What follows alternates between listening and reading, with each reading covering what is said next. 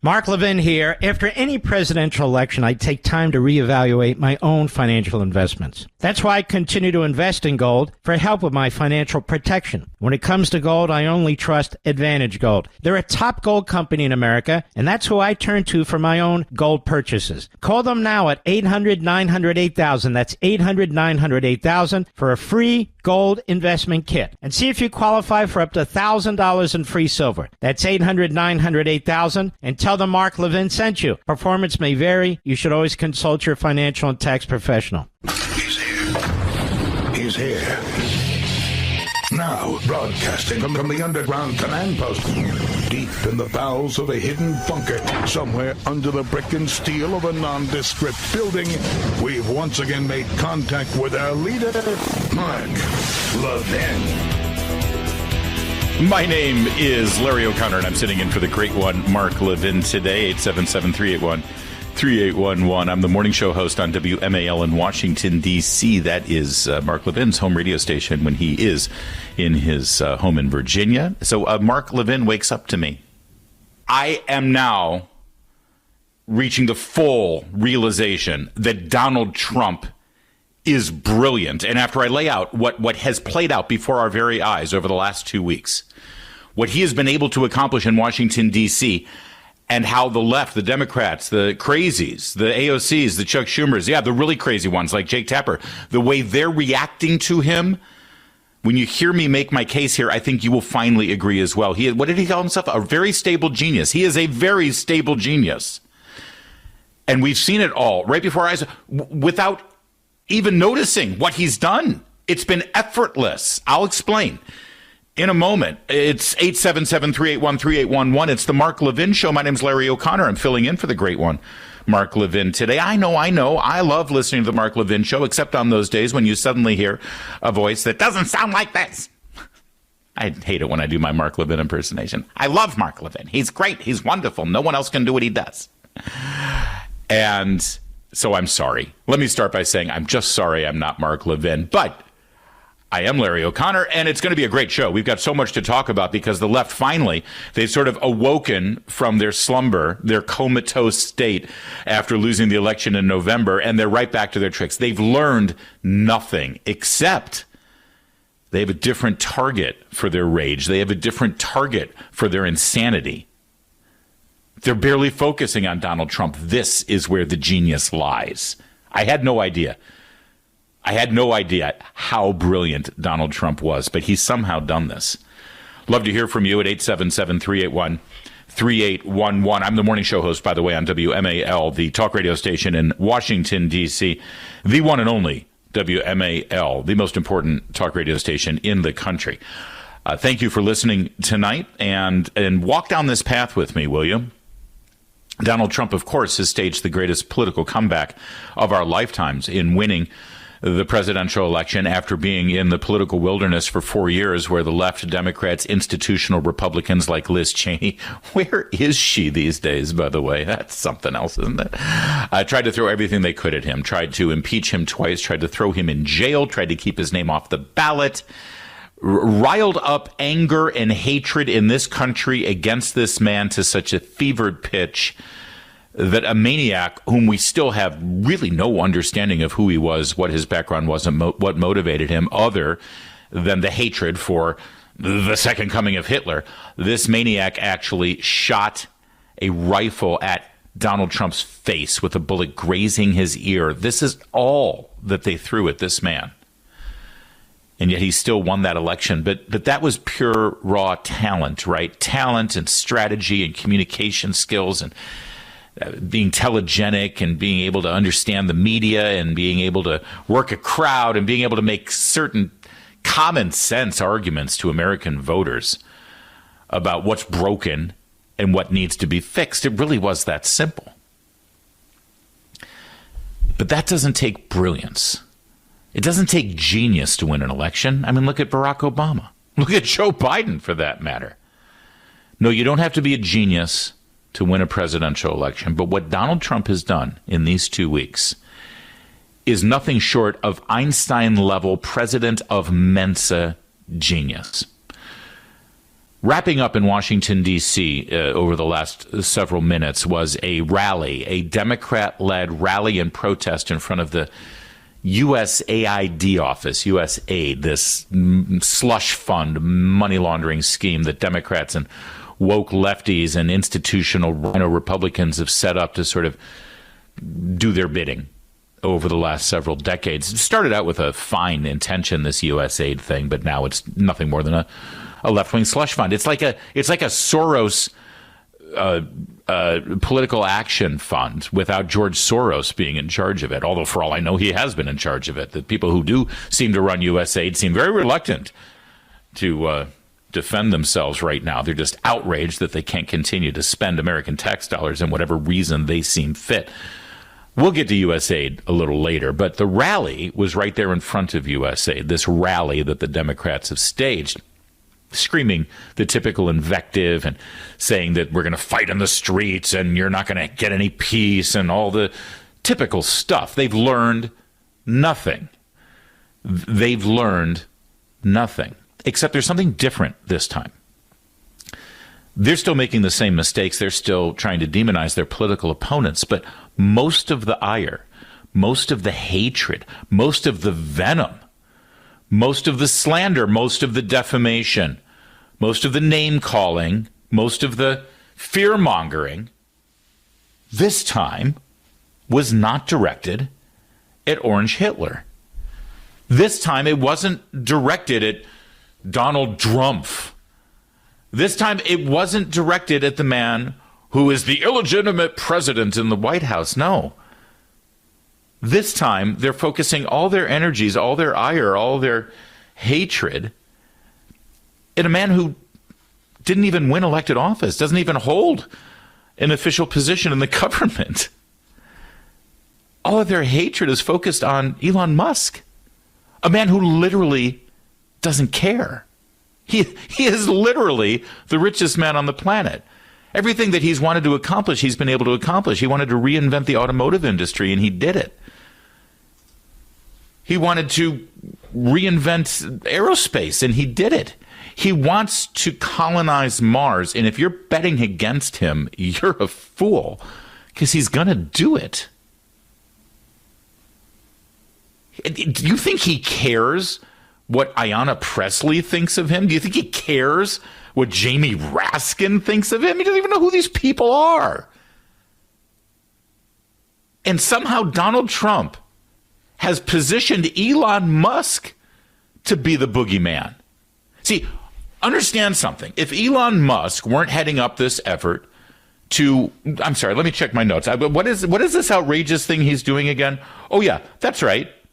He's examining the executive branch of government and agencies that have gone unchecked and unaudited and unaccountable for decades, and demanding to know where their money is going, who's making the decisions to distribute that money, and to audit the very agencies that are sucking dry billions of dollars of your tax dollars. That's what he's doing. All under the guise of fascism, oligarchy, of grand control. Oh, no. I'm sorry. It's for government efficiency. That's what he's guilty of. That's what they oppose. So understand something. If Trump had not put Elon Musk in charge of doing this, it would still be getting done. Maybe it would be Russ Vought, director of OMB. Maybe Russ Vought would have one of his deputies do it. Maybe Trump would have one of his cabinet secretaries do it. Maybe Trump would do it out of the White House. It doesn't matter. He's put Elon Musk in charge, who literally could care less, or is it couldn't care less, about what's said about him. They literally can't do anything to him. And suddenly all the attention is on Musk. It's still getting done. Trump's sitting in the Oval Office. He's getting results. And think about it for a minute. He gets to sit back and get these results and get his agenda advanced, which, by the way, bonus feature, is exactly what the American people want him to do. You know, it's always nice when a president's agenda actually coincides with not only what he promised the voters he would do, but what the voters expected him to do. I know it's weird for us. We're not used to it. So he gets to get his agenda passed.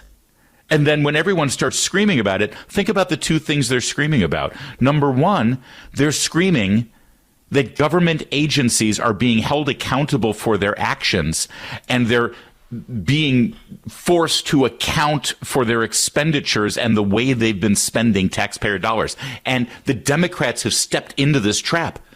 They find it outrageous that these agencies have to answer to anyone. They find it outrageous that these agencies have to actually account for how they're spending billions of your taxpayer dollars. So not only has he actually put the Democrats in a position to oppose such a common sense, rational thing, but they've also personalized it all to Elon Musk, not to Donald Trump. Oh, sure, they throw the regular invective at Donald Trump, but it's not nearly what they're throwing at Elon Musk. Chuck Schumer, Senate Minority Leader, you could argue probably the most powerful Democrat left standing right now. He goes to the Senate floor today. The very important initiative. He's going to push back and try to stop Elon Musk. Not Donald Trump. Elon Musk. Cut 3. Here's Chuck Schumer. If the founding fathers were to be like Doge, a small group of them would get together and just dictate what should have been done in America. It didn't. They set up a Congress. They set up debate. And the American people, mark my words, the American people will not stand for an unelected, secret group to run rampant through the executive branch. Being innovative is good, but Mr. Musk, this isn't a tech startup. These are public institutions that deal with things like Social Security and Medicare and national defense and provide for the well-being of the American people. And the American people have a right to be part of that debate. The elections occurred, and one viewpoint got a few more votes than the other, but that doesn't mean we throw out democracy. So that is why this week, Leader Jeffries and I will join together to push legislation to prevent unlawful meddling in the Treasury Department's payment system. Wow, there you go. I'm sure that Elon Musk and Donald Trump are quaking their boots. Hakeem Jeffries and Chuck Schumer this week, later, when they get around to it, will push legislation to prevent unlawful meddling in the Treasury Department's payment system. Well, that'll show them. That'll show them.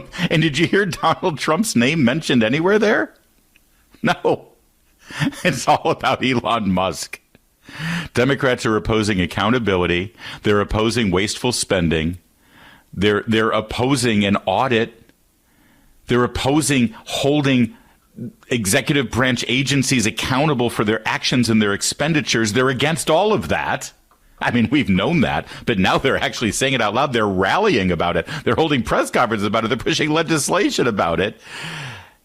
And they focused on one person, not Donald Trump. They focused it all on Elon Musk. How did Trump do this? How does he keep doing this? It's freaking brilliant. And listen, this is what they've decided to focus. They finally have gotten their strength. They finally decided, okay, we've got to start pushing back. We've got to resist. We're going to resist accountability in the federal government. How dare you touch these agencies? Everything's going great, guys.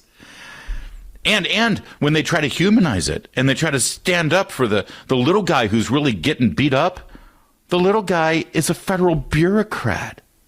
A federal bureaucrat whose main complaint right now is he's being asked to come back to the office to work 5 days a week. And they're angry that they're getting 8 months severance as a buyout package to leave their job.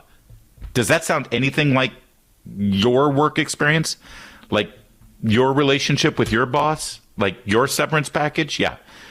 I didn't think so. But Democrats, they're looking out for the little guy. They're looking out for that bureaucrat. Trump did this. And it's brilliant. And I'd love for you to react. I don't know how he did it, but he did it. It's all Elon Musk's fault. And they are laughing. They're laughing their way to the next victory. 877-381-3811. I'm Larry O'Connor, in for the great one, Mark Levin. Mark Levin.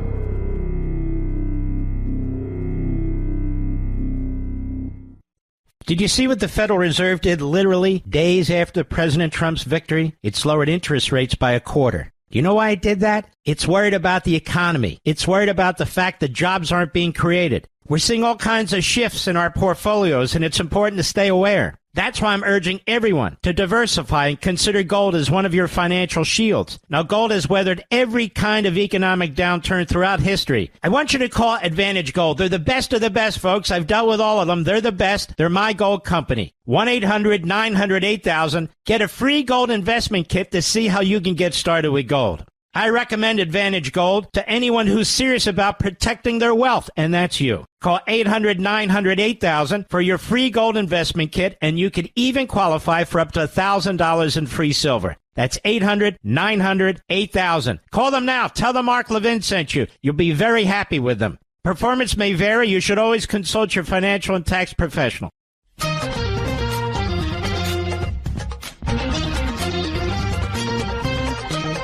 Larry O'Connor sitting in for the great one, Mark Levin, tonight. I just spent a little time sort of laying out exactly how brilliant Donald Trump is here. Because not only is he getting stuff done, he's forced the Democrats now to defend the bloated, unaccountable bureaucracy, like they're the victims here. Because they're being actually asked to do what anyone else in the real working world would do, which is to sort of explain their existence, defend their jobs, be held accountable for their budgets and the money they're spending, and not spend that money unless they get proper authorization from their new boss, their new CEO. Not only has he got the Democrats defending that, but they focused almost all their ire on Elon Musk, who's not even officially part of the government. He's unelected. He's got an advisory position, and he doesn't care. You think he cares what Jamie Raskin thinks of? Of course not.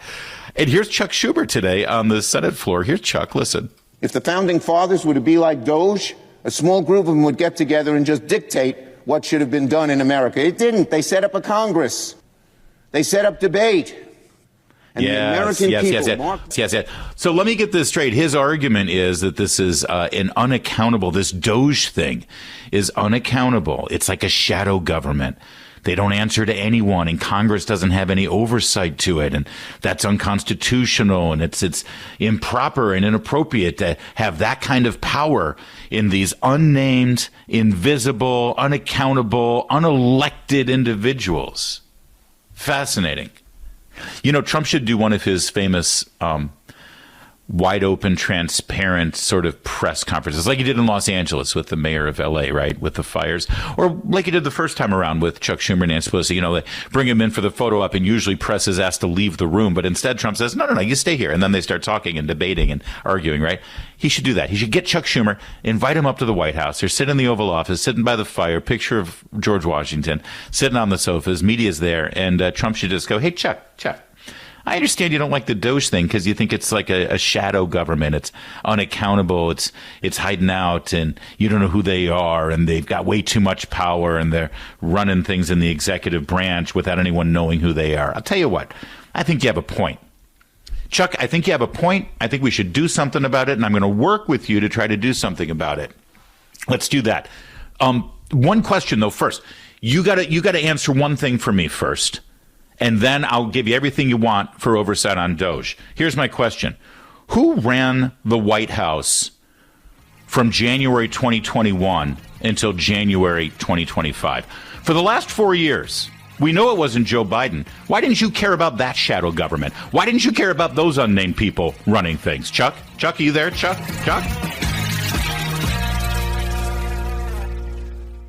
The markets are volatile. They're shooting up wildly only to drop without warning. The Fed just cut rates yet again, this time by a quarter point. Why? Because the Federal Reserve is not confident the economy is strong. In fact, last month only 12,000 jobs were created, all of them in the government. That's why I'm telling you again, diversification is crucially important. And diversification with gold is what I do. And the company I use, and I've used many, the best one is Advantage Gold. Call them now at 800-900-8000 for a free gold investment kit to see how gold can help you diversify your investments and take advantage now. Now, gold has been helping to protect and grow wealth for people for thousands of years. And in these times, it can be more crucial than ever. When it comes to gold, I trust Advantage Gold. They're one of the top gold companies in America. They're who I turn to when I purchase gold. Call them now, 800-900-8000. Call 800-900-8000 now for a free gold investment kit to see how gold can help you with your investment portfolio, a.k.a. your bank accounts, your paycheck. And when you do, you could qualify for $1,000 in free silver. That's 800-900-8000. Folks, don't wait. Call them now, 800-900-8000, and tell them Mark Levin sent you. Performance may vary. You should always consult your financial and tax professional.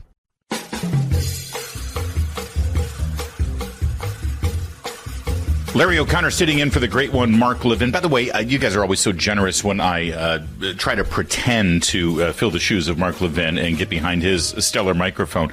You often ask, where can I find more about you? Where can I follow me on social media on X, the Everything app. It's Larry O'Connor. Pretty easy to find me. But listen, I got news. I just published my first book. It was released a week ago today. It's available on Amazon, hardcover and paperback. And I'm told the audiobook, I narrated the audiobook, it should be out by the end of this week, I'm told. It's called Shameless Liars, How Trump Defeated the Legacy Media and Made Them Irrelevant. It covers, for the most part, what the media did in the 2024 presidential election, how they lied to help Biden and Kamala, and of course, tried to destroy Donald Trump. But we also dive in Mark Levin fashion. He's quoted liberally in the book about the origins of the free press in America. And not only how Trump defeated all of that, but also how he changed the rules going forward, how our elections and the political media will never be the same. I'm very proud of it. It's my first book, and it's available now. Shameless Liars, How Trump Defeated the Legacy Media and Made Them Irrelevant. Thanks for that. I hope you like it. Hey, let's go to Jeannie, Harrisburg, Pennsylvania, listening on Sirius XM. Hello, Jeannie. I'm Larry O'Connor, in for the great one. Thanks for calling. Oh, I guess I'm putting people on. Stand by. Hang on. There we go. There you go, Jeannie. Go ahead. Yes. Hello, Larry? Yes. Hi. I'm calling in because first I wanted to congratulate you. You're pulling Mark very well. The intricacies of what's going on and Trump playing 4D chess while they're trying to figure out where their shoes are. But I have two things. It's a glorious thing to watch, isn't it? It's wonderful. I have two things. I had a question about what they're unveiling, and then I had a name for that bill that Schumer's putting forth. But, I like that. Okay. The stuff that they are uncovering, is anyone then going to investigate who was the recipient in whatever country it was? Because there's a lot of that's a normal thing for money laundering. So all of that I'll tell you, I sure hope so. And I think that the fact that Marco Rubio has stepped in and said, I'm now acting director of USAID, this is now going to be under the State Department auspices. And the fact that we now, Pam Bondi, by the way, was confirmed by the Senate today. So we now have an official attorney general. They have actually seized the offices. Now, I don't know what's already been shredded or deleted, but this happened pretty fast. So I'm hoping there's a paper trail. Jeannie, and I sure hope that's the case. In fact, these Democrats who did their whole demonstration and march in D.C., they marched over to the USAID offices and police would not let them in the building. It is under the control of the executive branch right now. So I'm sure hoping that's the case, because whether there were crimes committed or at the very least, we need to know who's on the other side of this money if they're overseas, so we know who we shouldn't be doing business with. That's a huge part of this, Jeannie. And I think Trump's in the mood for naming names. He sure seems like he is. It's amazing because I have a lot of people that are on all sides, and I've been telling them, I'm like, wait a minute, didn't we hear for 4 years? If there's nothing wrong, what's the problem? With his taxes and everything. Oh, exactly. And the border is secure, and it's the greatest economy in the world. And of course. No, it's amazing what he's been able to do, considering we're used to nothing getting done. And then the lies that claim that not only are things getting done, but it's the greatest thing ever. And we find out they did nothing for 4 years except make matters worse. Jeannie, what do you want Schumer and Jeffries to call their bill here? I want it to be designated as a bipartisan bill, and I want it to be called the Quaking in Our Boots bill. I don't think they'll go for it, but boy, it would be apt because they are scared, Jeannie. It's beautiful. I love that laugh. All right, tell Harrisburg we said hi, Jeannie. I appreciate it. The great Commonwealth of Pennsylvania that brought it home for our president and for your brand new senator there, Mr. McCormick. All right, how about Chuck, Boston, Massachusetts, also listening on the Sirius XM. That's line 5, gentlemen. Cut line 5 with Chuck. Hey, Chuck, thanks for calling in. Hey, how you doing, Larry? Thanks for taking my call. Listen, couple things. First, Elon Musk. Elon Musk didn't create Doge. That was Donald Trump. Donald Trump just puts the right people in the right positions. The smartest, richest person in the world. It's the opposite of a DEI hire. Now, look at Tom That's Holman. a great point. But Chuck, if I could, you're right. This is obviously Trump's idea, and Trump is doing it, and he's put a great person in place of it. Because Elon Musk, though, is so audacious, and he doesn't care what people think, and he's sort of not trying to play the Washington game. They hate him so much that Trump has been able to use him as kind of the fall guy here. I mean, I don't know. Trump did it on purpose. I have no doubt about it. But they're so angry at Elon because they're still playing this game like, well, Elon's really in charge and Trump just answers to Elon, which is complete crap. But it's amazing that they've done this because now all their anger, all the horrible, Trump can stand at the White House and celebrate the Florida Panthers winning the Stanley Cup, and they're all screaming about Elon Musk. It's brilliant, Chuck. I got one last point about Russia, but first I want to just say that with Elon Musk, the left is going crazy because there's nothing they could do about it, and they don't know how to handle it. It's Trump derangement syndrome exploding. So anyway, with Russia, I thought, this is what I was thinking, let's go in there and tell Putin, we want you out of Ukraine tomorrow, and if you do, we're going to let you continue to sell your oil, but you'll get 25% and 75% goes to rebuilding Ukraine. If you don't, we're going to slap sanctions on you. We're going to bleed you dry. And when you're out of money, you get nothing in the end. So you can get out tomorrow and end up with 25%, or you can stay in there until you're bled dry of money and you have nothing. That's what I would do. Very interesting. Hey, Chuck, you were heard, and I assure you people in Washington, D.C. heard you, too, on the mighty WMAL. Thank you for that. God, I love that Boston. What do they used to say? That Boston accent is as thick as chowder. It's beautiful.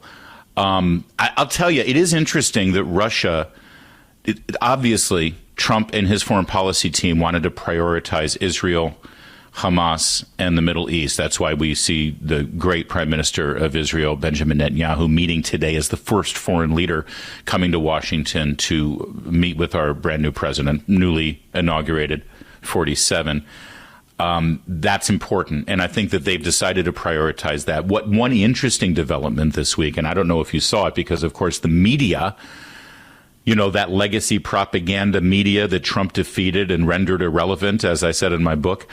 The media doesn't want you to see this, doesn't want you to know it, but Zelensky was lamenting in an interview that his country, his military, his humanitarian agencies in Ukraine only saw like half of the money that the U.S. claims they voted to send to Ukraine.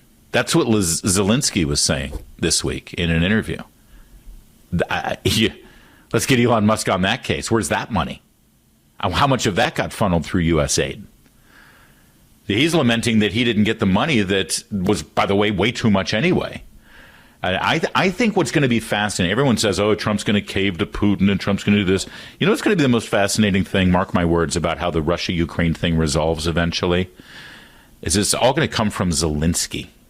Zelensky is going to be singing a very, very different tune within the next 4 weeks, is my hunch.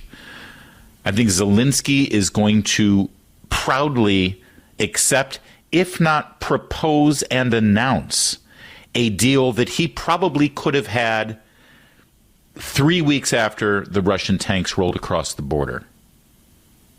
And you're going to hear from Mr. Zelensky how he was talked out of taking a deal, how he was talked out of making some kind of ceasefire and détente with Russia, how he was talked into standing firm and waging this war. Well, defending his country, to be more accurate, because Russia, obviously, without a doubt, was the aggressor here. So I shouldn't say wage the war, but engage in this war. and drag it out to the level that it has. That's just a hunch, throwing it out there. But the game changer in how Russia and Ukraine get solved eventually, and it's going to be sooner rather than later, it's going to be Zelensky surprising everyone. I love taking your calls, so let's do a little bit more of this. Malco, Teaneck, New Jersey, listening in to the OG WABC. Hey, Malco, thanks for calling in. I'm Larry O'Connor. Hi, Larry. How are you? Thanks for taking my call. Yes, sir. I just want to say that about Elon Musk. I'm a huge Trump supporter. I'm Israeli and Jewish. I love Trump, but I think that what Trump did is so brilliant. He took Elon Musk. Elon Musk is like a moat, and Trump is the castle. That's a great way to put it. But also, Elon Musk is the fall guy that cannot fall. That's right. I mean, that's right. Right. So much money. Who's going to go? You can't hurt him. You can't hurt him. You can't. Giuliani, they destroyed Giuliani. They went after Paul Manafort, about Roger Stone. Elon Musk is like, okay, what? You want me to spend money? Money is nothing to him. He's so powerful. That's right. It's so. He did, and he's not worried about his next Washington D.C. job. He's not worried about his next job in the media. He's not worried about the idiots at CNN liking him and saying nice. He doesn't. He's untouchable. It makes him perfect for doing the job that he's doing. And Trump knew that. And Trump knew that they were going to focus all their anger and desperation at him. You know why? See, listen, Trump is brilliant here, Malco, because he saw it happen when he took over Twitter. When Musk took over Twitter, that's when they turned on him because he dared to support free speech. He dared to allow people to speak their mind, even say things that were, not approved by the Jake Tappers and the George Stephanopoulos of the world. So Trump saw how they went after Musk then and said, oh, I see. So if he takes on this task and I put him in that task, they're going to throw everything at him. They're going to hate him and that's exactly what's happening. And meanwhile, Trump is kind of Teflon right now. They're not even trying to go after Trump because they know how popular he is, and he's just going to keep getting popular. It truly is. I know everyone tuned in at the beginning when I said how brilliant, what a Mensa move this is by Trump. But I'm not being hyperbolic. It really is the most brilliant political strategy I've ever seen play out before my very eyes, and they've fallen for it hook, line, and sinker, Malco. Larry, I want to tell you something. That now all the background noises, they used to be loud. It's so like minor. You can barely hear Chuck Schumer, AOC. It's like beeps. It's like you can barely hear them. It's like so unimportant, and they so irrelevant that it's like it's like amazing to see. I love it. Every day is like Christmas and Hanukkah together. I love hearing that. So wait, didn't you say you were Jewish and you just said every day is like Christmas Day? I came here about 25 years ago from Israel, and I'm Jewish. I voted Bush twice. I hated Obama. I voted Trump. Well, but I'm not worried about your politics. I'm just confused about your understanding of who the Messiah is if you're quoting Christmas Day. But we're going to leave it alone because we're all in a good mood here, Malcolm, and I love hearing from you. And thank you for calling into the Mark Levin Show. All right, a little bit more. He just mentioned AOC, and you know what that means. It's like Beetlejuice, Beetlejuice, Beetlejuice. You got to hear what AOC said about Elon Musk, because Trump has absolutely driven them even more insane than they were. And what AOC said about Elon, it's one for the books. And you're going to hear it next. I'm Larry O'Connor, in for the great one, Mark Levin. Mark Levin.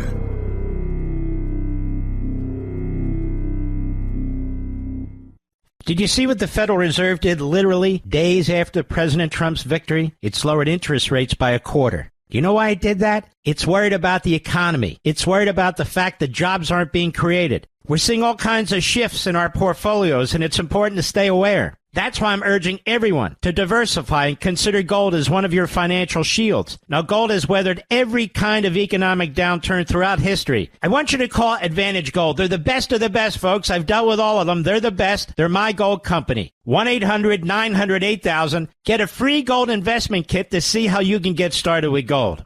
I recommend Advantage Gold to anyone who's serious about protecting their wealth, and that's you. Call 800-900-8000 for your free gold investment kit, and you can even qualify for up to $1,000 in free silver. That's 800-900-8000. Call them now. Tell them Mark Levin sent you. You'll be very happy with them. Performance may vary. You should always consult your financial and tax professional.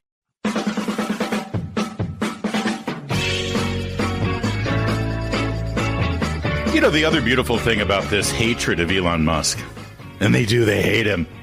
Oh, they're trying to destroy him. And it's just, what's the term? A stalking horse. A stalking horse. That's what Trump has done. He set up the perfect stalking horse who is untouchable. They can't hurt him. He doesn't care what they say about him. What are they going to do? He's not going to get a job. He doesn't need a job. He's the richest man on the planet. It's so beautiful. But here's a great thing. My friend Bruce out in Scottsdale, Arizona, reminded me of this. Boy, don't you wish you could text me during breaks? He reminds me of this, and it's an important thing to remember. Democrats used to love Elon Musk. He was their hero because he was going to save the planet because he made electric cars. And those carbon emissions create greenhouse gases, and it kills our planet with global warming or whatever they're calling it. They love him. Gavin Newsom loved him. Andrew Cuomo loved him. Obama loved him because he was a champion of the planet, and now they hate him, and it just shows you that they have no morals, they have no values, they have no principles. AOC used to drive a Tesla, and then she sold her Tesla because she didn't like that Elon Musk bought Twitter. That's how beautiful this is. That now they hate him, but the only reason they hate him is because he's turned his brilliance and his efficiency in running things on the government, on the monstrosity that they created, and on the slush funds that they use for their horrific policies. It's so exquisite what we're seeing right now. Did I mention AOC? Oh, yeah. AOC used to drive a Tesla, loved her Model 3, used to leave at double parks in front of Whole Foods over there by Washington National Stadium in the Navy Yard neighborhood. And, and she took to her social media to deliver one of her, straight to camera selfie videos. And she said this about Elon Musk. This dude is probably one of the most unintelligent billionaires I have ever met or seen or witnessed. Which, you can probably even glean that from watching these people on TV. Anyways, all of that is to say is that they don't do their homework. Clearly, they're putting 19-year-olds in at the Treasury. This dude is not smart. And the danger in the lack of intelligence and the lack of expertise that Elon has. I mean, this guy is one of the most morally vacant, but also just least knowledgeable about these systems that we really know of. But the point is that what that means is that they're going to hit a button inevitably. They are going to hit a button and things can go sideways. So let me just get this straight. Up-talking, vocal fry, 30-something chick on Instagram whose main accomplishment in life was winning a Democrat primary against a Nancy Pelosi crony who had been in office for 50 years. And since then has never had to worry about winning an election because she's in Queens. that up-talking vocal fry 30-something chick says that Elon Musk is not very intelligent.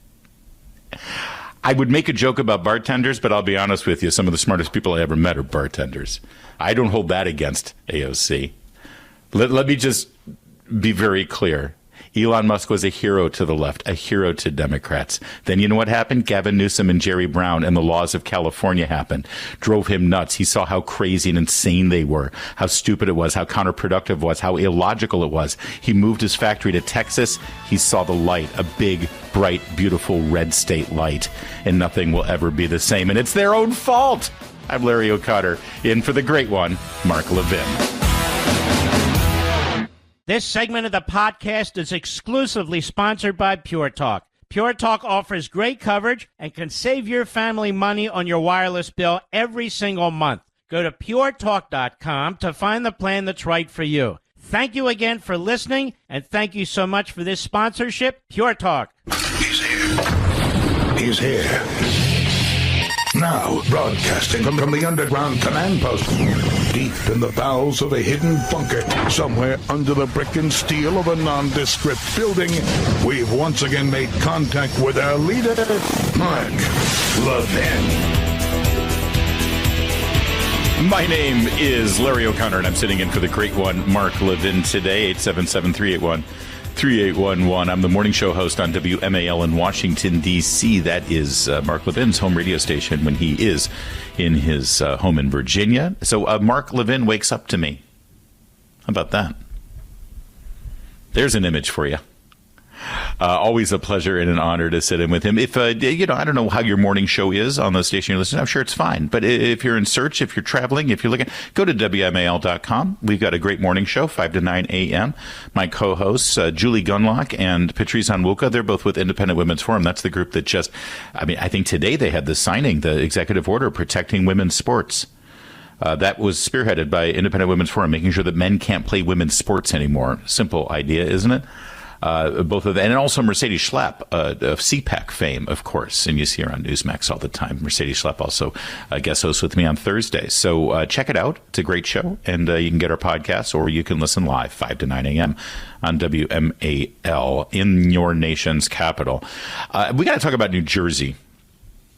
New Jersey has an election for governor coming up this fall. All bets are off in New Jersey. The needle moved quite a bit this last time around with regard to Republican voters in the state of New Jersey coming out for MAGA, coming up for Maha, coming up for Donald Trump, coming out against the Democrats. Democrats are now one of a nadir of their popularity that I can remember. You got to go back to Jimmy Carter, I think, to remember when Democrats were this unpopular in this country, and they're not doing anything to help themselves. And so we got to focus on New Jersey because you got a governor there. His name is Phil Murphy. I would love to hear from anyone listening there in New Jersey, whether you're listening on WABC in New York, or I guess in South Jersey you could be listening on the Philadelphia station. My buddy Chris DeGaulle does the mornings there on the Salem State. The Answer out of Philadelphia, or wherever you're listening in New Jersey, SiriusXM. I'd love to hear from you at 877-381-3811. Is it time for a Republican governor in the great Garden State? Have you heard what Phil Murphy's doing? Now listen, I don't want to say that Phil Murphy is harboring an illegal immigrant woman in his home. That would be outrageous.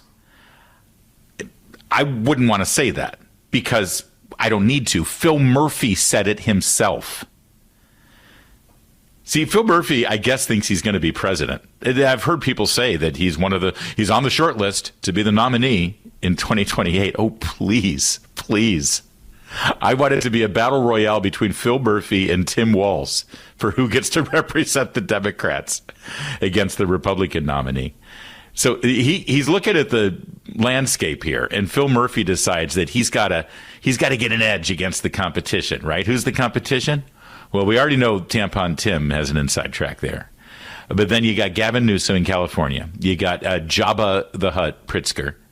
It is Jabba, right? That's what the JB and JB Pritzker stand for. It's Jabba. The resemblance is uncanny. And then you got the Wicked Witch of the North, Gretchen Whitmer, there in my Wolverine state of Michigan. And what do Newsom and Jabba and Whitmer have all in common? Well, they've all been really outspoken, pushing back against the Trump administration's policies of enforcing the law on immigration. Let's be clear here. They're not coming up with anything new here. They're not. No offense to President Trump. I love the guy. No offense to Tom Homan, your border czar, or Kristi Noem, Secretary of Homeland Security. Okay, they're doing a great job, but there's nothing innovative here. They haven't come up with some fancy new idea. You realize that they're merely enforcing existing law. I know it looks weird because you're not used to seeing it. The executive orders, all the executive orders did was rescind what Biden had said. They're enforcing the law. I guess the innovation maybe is remain in Mexico. But all the other stuff, ending catch and release, that's the law. Catch and release isn't an actual thing. No one in Congress passed a catch and release policy. Enforce the border. If you're found here illegally, if you broke the law, you're sent home. If you're consorting with a felon who's in the country illegally, you're up for deportation too. If a judge gives a deportation order, you're sent home. Period. End of discussion. That's the law. It's been the law for decades. So Whitmer in Java and Governor Hairgel out there in California, they hate the fact that Donald Trump is enforcing the law. So they set up these sanctuaries, right? Sanctuary states, sanctuary cities, sanctuary county, and over my dead body. I'll protect these people. We won't cooperate. And of course, Homan don't care. Homan is the honey badger of the federal government. Homan's going wherever he wants, and he's utilizing local law enforcement. And if the local law enforcement is ordered by their governors or their mayors to not cooperate, then he's just going and getting the bad guys anyway. And we've already deported thousands back to their home countries. And the president of Colombia mistakenly, stupidly, not going to accept these flights. And the next thing you know, the president of Colombia is now sending his own private plane to pick these people up. I love that move. That kind of got lost in the shuffle there. Other countries are more than willing. And this is my favorite. If a country won't accept their hardened, murderous, pedophile, convicted felons who have broken our immigration laws, they don't want them back. The president of El Salvador, President Bukele, has announced that he will accept them in his prisons. Have you seen the prisons in El Salvador under President Bukele? It's enough to make MS-13 cry. Every single member of MS-13 that's been thrown into the Salvadoran jails, they're all transgender. They're all suddenly identifying as Maria. No, please, send me to the women's prison, please. I'm trans, I promise. Yeah, El Salvador, that ain't flying anyway. So Bukele says, after meeting with Secretary of State Marco Rubio, he says, yeah, if other countries don't take these guys, we'll take them. We'll be happy to take them. And it will not go well. What was the old line there? You ever been in a Turkish prison? Trust me, Turkish prison is like a Turkish spa compared to the Salvadoran prisons. All right, so that's what Trump's doing with his Homeland Security Secretary Noem and his border czar Homan. And so Hairgel, Jabba, and Whitmer there in Michigan, they say, oh, hell no, over my dead body. And now here's poor Phil Murphy, your New Jersey governor. He's like, how am I going to get an edge here? People have to notice me. Look at me, everybody, look at me. So Murphy has a brilliant idea. He decides it's some, public forum thing where Democrats are wringing their hands about what they're going to do about Trump enforcing the law. He claims it's not enough for him to declare New Jersey a sanctuary state. It's not enough for him to promise to protect illegal immigrants. It's not enough for him to push back against Homan and Noem and Trump. No, he's decided, hell, sanctuary state, that's small potatoes. My home is a sanctuary for an illegal immigrant. He says, I'm quoting him here, I don't want to get into too much detail, but there's someone in our broader universe whose immigration status is not yet at the point that they are trying to get it. What the hell does that mean? And we said, you know what? Let's let her live in our house above our garage. That's what he said on Saturday at this forum. I love that. My favorite part of this is that little touch. We're going to let her live at our house above the garage. The servants' quarters. I have this image of Gavin Newsom calling Phil Murphy up, saying, hey, Phil, most of us just refer to that illegal immigrant living in the flat above the garage as the help. But you do you, brother. Whatever floats your boat. So the illegal immigrant living in the servants' quarters above the garage, and she wears a really nice black and white outfit all day long with a feather duster. Her husband is great at mowing the lawn. Oh, it's not a good thing. So he makes this big show and this big statement, and he's grandstanding, and he breaks his arm, patting himself on the back about all the virtue he has to actually harbor an illegal immigrant in his home, he claims. So Tom Homan's on Fox last night with Sean Hannity. This is cut 11, gentlemen, if you could. Here's Tom Homan hearing about the governor of New Jersey aiding and abetting and harboring a criminal in his home. Watch. New Jersey's governor, that's Phil Murphy, he said on tape that he had an illegal migrant living in his home. He's since walked that back. But he did try to challenge the administration. So I'm waiting for the feds to come after her. This is the illegal living in his house. Now, okay, he's walked it back. What do you say to that kind of thing from the governor of a state? It's ridiculous. And look, we're looking into it. Bottom line, he put it out there. We'll look into it. But if he's knowingly harboring, concealing an illegal alien from ICE, that is a felony, and we will seek prosecution. Remember, they've said for the last 4 years, no one's above the law. Well, either is he. So maybe he's bluffing, maybe he's testing us, but I wouldn't test this administration. We're taking this seriously, and anybody that knowingly impedes us, anybody that knowingly harbors and conceals an illegal alien, is in violation of Title 8, United States Code 1324. We will seek prosecution. And forgive me, that's obviously my buddy Stuart Verney on Fox Business, not Sean Hannity. I know he appeared on Hannity as well. So there you go. We're looking into it. And I love that he cites the federal code, too.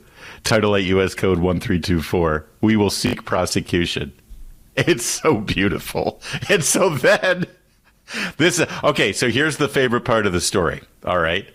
Because now Phil Murphy suddenly is facing federal prosecution for aiding and abetting and harboring a fugitive from justice. So the staff has to clean this up, right? The staff has to clean it up. And they have to give a comment to the media because Murphy ain't talking, right? He's hiding. So the comms people... Whoever's working still for Phil Murphy, they get the call from the press saying, did the governor say that he's harboring an illegal immigrant in his home? And the federal government's now investigating it. Could you give us more information about this?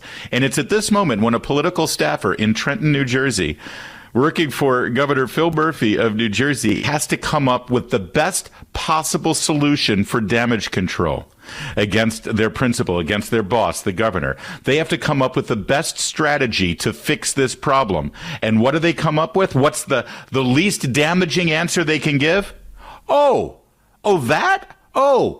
he was just full of crap. He was lying. He doesn't have it. No, that was all bull. I'll tell you. I swear to God, that's what they said. I mean, not in so many words, but I'll tell you the details in just a minute. It's beautiful. They're just absolutely falling apart. New Jersey, what are you doing there with this governor? It's Larry O'Connor sitting in for Mark Levin. Mark Levin.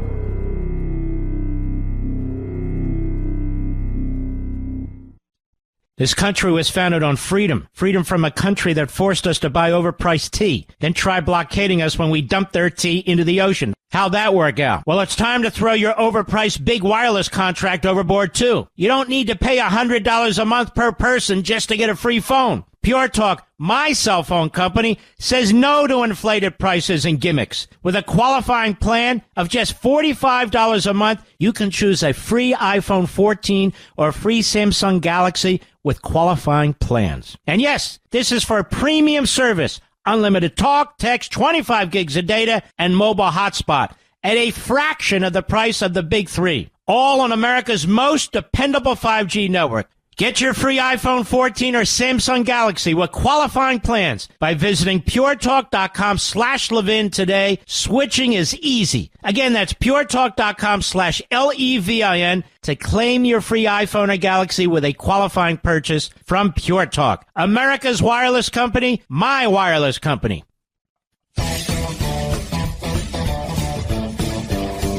I'm Larry O'Connor, and I'm sitting in for the great one, Mark Levin, today. And honestly, I'm having way too much fun with New Jersey, the Garden State. I always thought it was the rest stop state. Anyone who drives on the turnpike just to get to New York or anywhere other than New Jersey, you know what I'm talking about. Great rest stops, honestly. But no, apparently it's the Garden State. Good for you. And we're all on board with flipping that governor's seat this year, defying all the odds and making it Republican again. Because your current governor, Phil Murphy, he's trying to pose, posture, virtue signal, outdo his counterparts there by saying, forget about sanctuary state, sanctuary city. I got a sanctuary home. I got an illegal immigrant living in my house above my garage, in the servants' quarters. We like to refer to her as the help. She keeps to herself, does her job, keeps her head down. We love exploiting illegal immigrants in our state. Wait, I've said too much.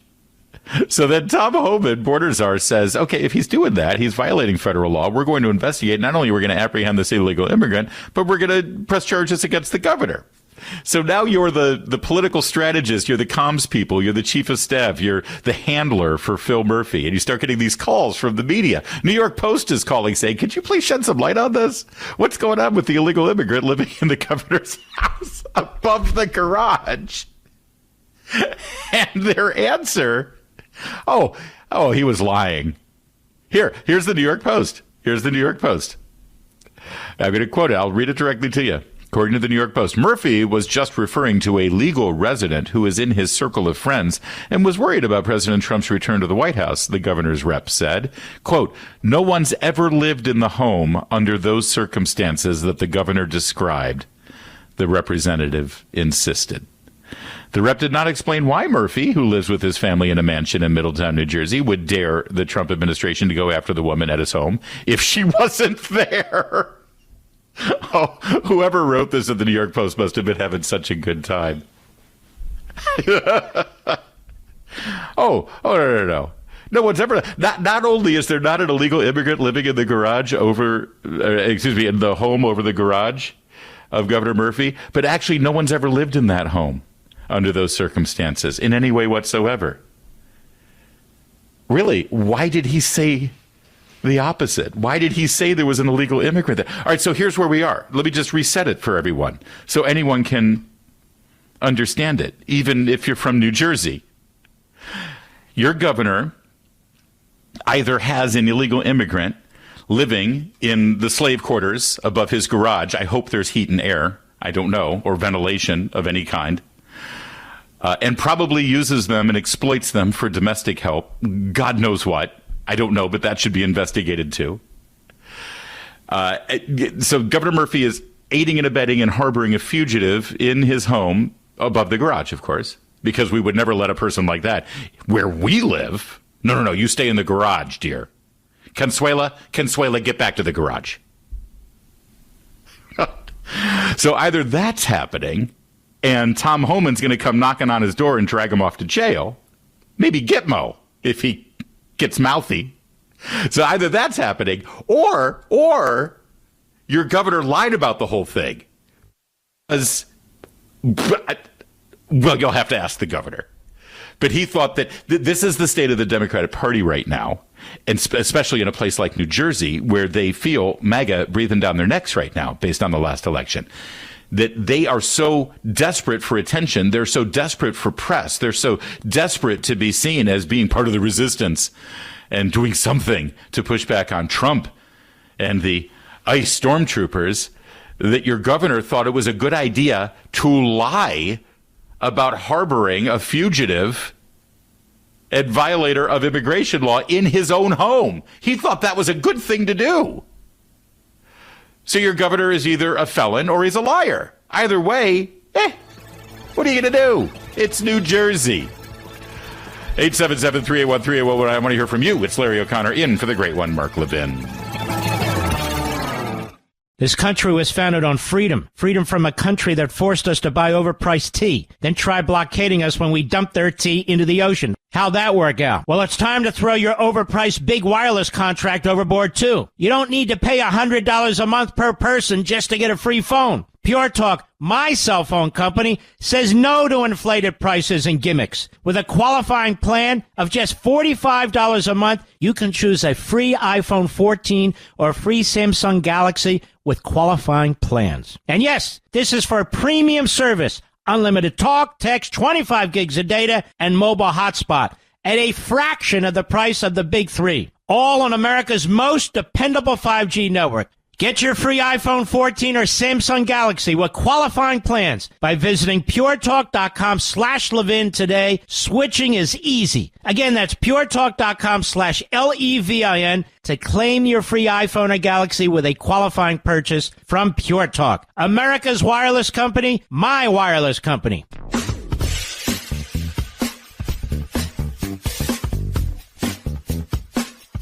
It's Larry O'Connor sitting in for the great one, Mark Levin. I really am having way too much fun here with New Jersey's Democrat Phil Murphy, who decided to either lie about harboring a fugitive in the home above his garage or either lied about it or he's actually doing it. Either way, you have a problem, New Jersey, and you might want to fix that. And I do want to hear from you about how that fix is going to happen. Can New Jersey flip? What's the next blue state to go red? 877-381-3811. Can it be New Jersey? And let's not forget, 4 years ago this year, Virginia. So Virginia and New Jersey both have their governor's races in the year after a presidential election. It's an anomaly. And it was 4 years ago when the great Glenn Youngkin, Republican, won, and he swept the Commonwealth of Virginia with his Lieutenant Governor Winsome Sears, who's now running for governor. And, of course, the great Attorney General there, Jason Miyares. So Republican. That was the beginning of the end for Biden. That was the beginning of this red wave that we're seeing right now that continues. And I think New Jersey could be next. I really do. What do you think? 877-381-3811. I am Larry O'Connor. By the way, it's funny. Kid you not, I didn't time this out. I mentioned in the last hour, I wrote my first book. It's called Shameless Liars, How Trump Defeated the Legacy Media and Made Them Irrelevant. It's all about the 2024 election, about the egregious lies the media engaged in, how George Stephanopoulos lied about Donald Trump and then lost a $15 million defamation suit. Well, technically, they settled for $15 million. It's the perfect example of how Trump fought and won and changed political media going forward forever. And I mentioned in the last hour, it's available hardcover, paperback, and the audiobook is supposed to be available, any day now. I literally just got notice from Audible that the audiobook is now live and available. So if you like the idea of that book, if you like the topic, and if you like my voice, shameless. Oh, yes, it's called Shameless Liars. Go to Audible, go to Amazon, get the book, Shameless Liars, and you can get the audiobook as of now. It's available, narrated by the author, me. So check it out. I appreciate that. All right, let's take your calls here. It's amazing what we're seeing right now. How about Jim? Line 2 here is Jim in Chicago, Illinois. Forgive me, Jim, if I mispronounced the name of your governor. It is Jabba the Hutt Pritzker, right? Yes, it is. Oh, good. Thank you for that, sir. What do you think? Jim, you're on the air. Let's go. In Chicago. That's you. You're on. Hey, I'll tell you what. You know what? This New Jersey mayor, Phil Murphy, what he needs to do is, I think that the feds need to ring up the bill on him for his false claims of illegal immigrant over his garage, and then send him the bill, because all these Democrats know is money and power. All right, and so that maybe that'll hit him in the gut. This is brilliant. Let me just be clear, because I speak Illinois and I can translate it to the rest of the country here, Jim. So you're saying that even if he did lie about this, if the feds have to investigate it and it turns up dry and it turns out he was lying, well, that's a waste of federal resources, and it's sending federal officers on a witch hunt, on a wild goose chase, and he shouldn't be allowed to do that either. So that's also a violation. This is brilliant. Absolutely, and drag him down like they tried to take down Trump in New York. All right, through the cash. All right. Thank you, Jim. Good contribution to the Mark Levin Show. Listening on the Mark Levin app there in Chicago, Illinois. Could be listening on the mighty WLS as well, a great radio station there. How about Mordecai in Union, New Jersey? That's your governor, Mordecai. Are you proud of Phil Murphy, your governor? And this, I guess, what is she, a maid? Is she a nanny? What's she doing above the garage? Maybe she's a mechanic. Hello? Yeah, you're on, Mordecai. I was just giving you a very grand introduction. Sorry, there was no ding or anything. It was just blank. Look, I voted for Chitterelli back, last time, and trust me, I know from experience and from, this is not just. It is anecdotal, but you know the saying, like once you talk to 1,000 people, that's a good sample size. I haven't talked to 1,000, but I've talked to close, pretty damn near. And there's a lot of more red people here than you think. And we came pretty damn close last time. But I think we'll come closer this time. But yeah, I'm just saying, and when it comes to Phil Murphy, that's just hilarious. What should happen, although, Trump might not be as, authoritarian as Biden was, but if, say, the FBI or ICE were to raid Phil Murphy's house and, go through his wife's underwear drawer to check for any illegal migrants and then find nothing. Oops, sorry, our bad. I think it would just be comical, but, I don't think Trump's that, you know what I mean? Trump He's is not that vengeful. Kind of He's not, but it would be beautiful. Right? It would be. Yeah, we know you got the lady. Where is she? You said she's over the garage, but she's hiding under the bed. Let's go. And that's another thing. And that's another thing. Yeah. It's like, that's another thing. It's like, these people on the other side are saying, like, we should be hosting them. We should be taking them in. And it's like, none of them ever want to volunteer. I understand some of them might not, some of them might have a shoebox or a studio. That I understand. But, still, you're making the argument. You should put yourself up anyway. But still, what these people are saying, like, I'll take him in. But we're not going to, he lives in a mansion, but there's no extra room for her. You're going to put her in the garage? Right. He's over the garage. It's so beautiful because she's the help. Mordecai, so I saw the Democrats there running for the nomination for governor. They had like a debate or a session. I'm shocked that Bob Menendez isn't running. What happened there? I mean, the Democrats are just batting 1,000 right now in New Jersey. But who do you think could? Cory Booker decided he's not going to run. I don't recognize any of these names. Mayor of Newark, Mayor of Jersey. I used to live in Jersey City. Josh Gottheimer, Mickey Sherrill. Who are these people? Is there a good Republican planning to run? Look, you know what? I think Bill Spady and Chitterelli. I think Chitterelli is running. I think he is. He would be my choice. And he did okay last time. Bill Spady interviewed. Yeah, he did more than okay. He came within a hair's. We're talking about within like a quarter of an inch of winning.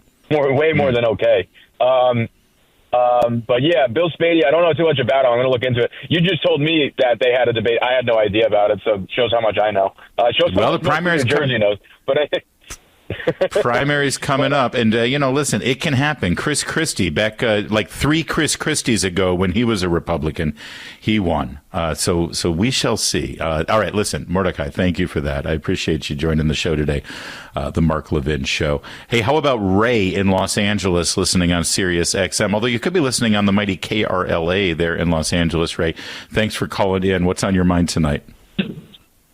Yes, hi, Larry. I'm calling from LA, the city of brainwashed liberals. I like your analysis in the beginning where you called Trump a genius and he's using Musk with that Doge. So it's like a Trump blitzkrieg. It's a two-pronged attack hitting the liberals, the establishment on the left and the right flank, and the Nazi misinformation propaganda media don't know what to do. Because before, they only attack Trump. Now they have to attack both, so they are dispersed in the attack. So they cannot, and the people don't believe in them anymore. The people. That's right, Ray. Now. Listen, and thank you for the call. I appreciate it. You're right. The misinformation is not going to work against Musk. The media doesn't work against him, and Trump's been able to set this up so that it's like a moving target for the left. They don't know exactly where to go, and they're like 3 days too late. What did Schumer announce today? That, we're going to come up with legislation by the end of the week to try to curb this Doge thing. I'm sorry, we're moving at lightning speed right now in Washington, D.C. And this is very different than the first Trump administration, where Trump took all the hits. There was no one in the administration, whether they were officially with the administration or, someone like Jared Kushner, who was like an aide and an advisor. There was no one to run interference for Trump. He had to take all of it. Pence wasn't getting in the way. Bannon wasn't getting in the way. Reince Priebus wasn't getting in the way. Trump had to bear the brunt of all of it, including the phony Russian collusion investigation with that snake James Comey going after him. And it was a feeding frenzy. And now if there is a feeding frenzy of sorts, it's not even against Trump, it's against Elon Musk. It's a wonder to behold. How about Dan in Evansville, Indiana? Dan, you're next up. That's line 2, gentlemen, on the Mark Levin show. Look at that. We lost Dan right when we called him on. That's right. We'll go to Tim in Gaylord, Michigan. Go ahead, Tim. Sorry for calling your governor a name there, but Witchmer, it just works, right? That sounds about right. Yeah. All right, Tim, go ahead. My question or thought is that Congress wants to speak to these people that Biden already pardoned. I keep hearing commentators, even conservative ones, saying that being pardoned, they no longer have Fifth Amendment rights, which even I know that's not correct. You don't have to testify against yourself.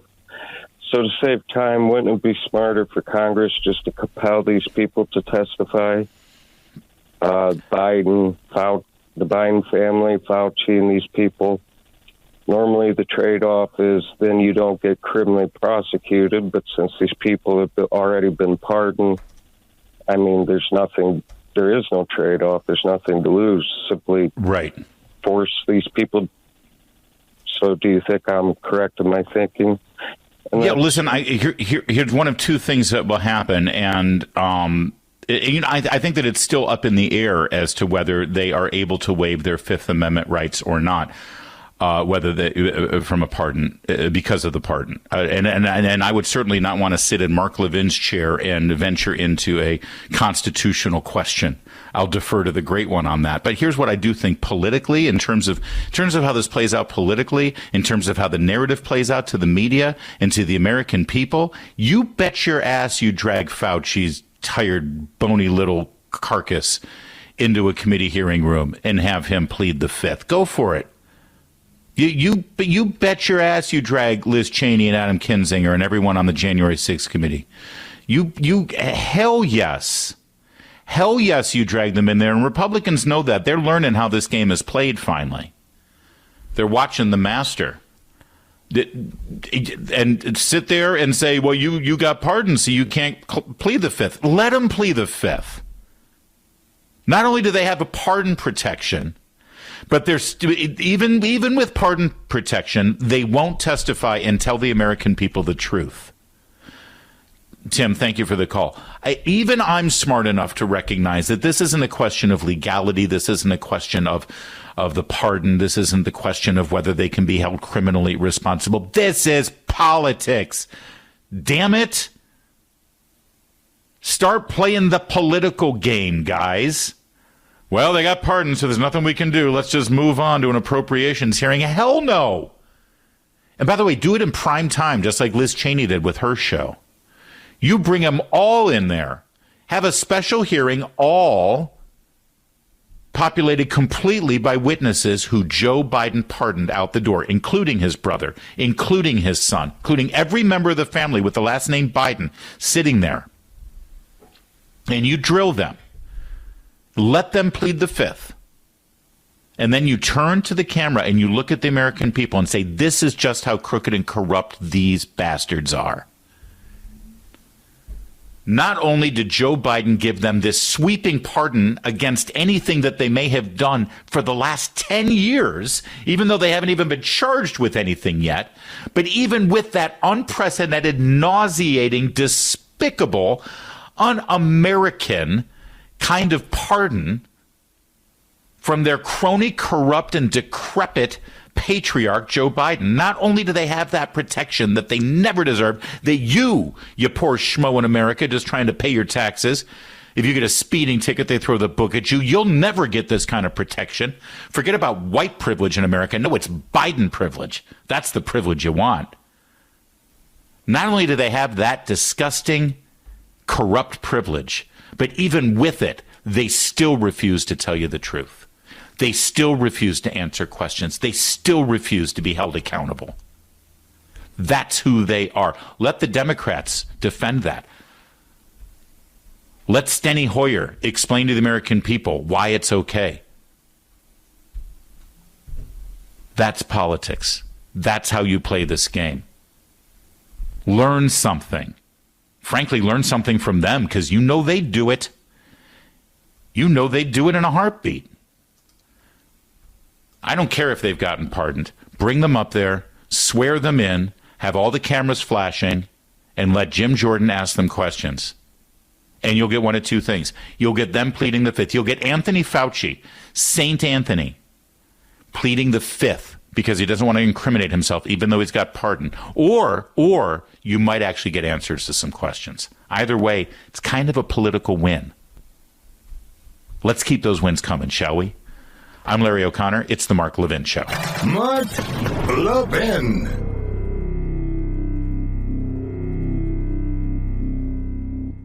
This country was founded on freedom. Freedom from a country that forced us to buy overpriced tea, then try blockading us when we dumped their tea into the ocean. How'd that work out? Well, it's time to throw your overpriced big wireless contract overboard, too. You don't need to pay $100 a month per person just to get a free phone. Pure Talk, my cell phone company, says no to inflated prices and gimmicks. With a qualifying plan of just $45 a month, you can choose a free iPhone 14 or a free Samsung Galaxy with qualifying plans. And yes, this is for premium service. Unlimited talk, text, 25 gigs of data, and mobile hotspot at a fraction of the price of the big three. All on America's most dependable 5G network. Get your free iPhone 14 or Samsung Galaxy with qualifying plans by visiting puretalk.com/Levin today. Switching is easy. Again, that's puretalk.com/LEVIN to claim your free iPhone or Galaxy with a qualifying purchase from Pure Talk. America's wireless company, my wireless company. Larry O'Connor sitting in for the great one, Mark Levin, today, and truly having a hell of a time doing so. It's a little too much fun here. I'm sorry. So the show's going on. I'm trying to watch the news. We've got breaking stuff happening. Welcome back to the Trump presidency. I'm trying to remember what it was like back when he was in the White House. And yes, stuff is happening all the time. While we're on the air, Donald Trump has his first visit from a head of state. It's Benjamin Netanyahu, appropriate, respectful, and fantastic. And during the press conference afterwards, am I getting this right? And we'll try to get the audio for you here in our third hour. Did President Trump just suggest that the solution to the Israel-Palestinian problem that has plagued our nation since the inception of Israel and really plagued people living in that area for, well, millennia, did he just suggest that the solution is to basically relocate all of the Palestinians from Gaza, get them out, move them somewhere else? I think Jordan is a great place for them. Maybe Egypt. But move them, resettle them, and then the United States will take ownership of the Gaza territory as a U.S. territory, a protectorate, and then he will develop it into beachside resorts and the Riviera of the Middle East. Is that what he just said? I believe that is what President Trump just said. And as my colleague at Town Hall, Katie Pavlich, my former colleague at Breitbart, Joel Pollack, says Trump's proposal to take over Gaza, resettle Hamas supporters elsewhere, fix it and develop it anew is the most revolutionary idea for the Middle East in decades. It's also the only idea that might work. It's mind-blowing in its boldness. The right people will hate it. It's genius. I'm in. I'll go. I'm ready to take a cruise and spend a week at a resort in Gaza. Let's go.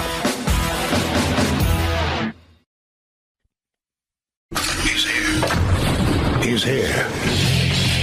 Now, broadcasting from the underground command post, deep in the bowels of a hidden bunker, somewhere under the brick and steel of a nondescript building, we've once again made contact with our leader, Mark Levin. My name's Larry O'Connor. I'm sitting in for the great one, Mark Levin. Thank you very much for listening in tonight. I'm sorry that Mark's not here.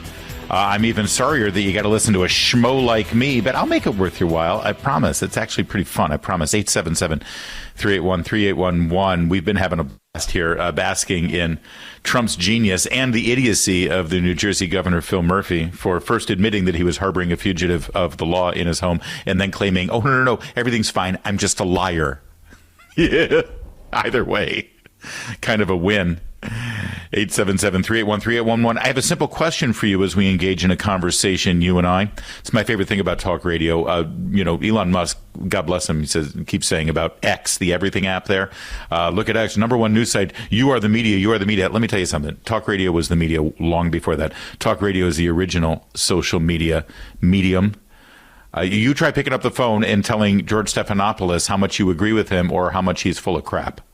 It doesn't work that way. But here on Talk Radio, it does. We love it. It's what makes it engaging. And I do want to hear from you at 877-381-3811 because I have a simple question. Would you go to a resort and spa on the Gaza Strip? Let me be more specific. Would you go to the Trump Tower golf course and resort in Gaza? Gaza. 877-381-3811. All right, hear me out. Donald Trump, your president, number 47 and 45 and sort of 46. Your president just had a meeting with Prime Minister Benjamin Netanyahu. They go out to the East Room. They do what's called a 2-and-2, where each leader gets 2 questions each, although I'm pretty sure they want more than that because why not? And Trump sort of rolled out this idea that, people have been trying to fix this problem in the Middle East for centuries, right? Not going to happen. We need to Control-Alt-Delete. We need to reset. So here's my idea. We relocate the Gazans.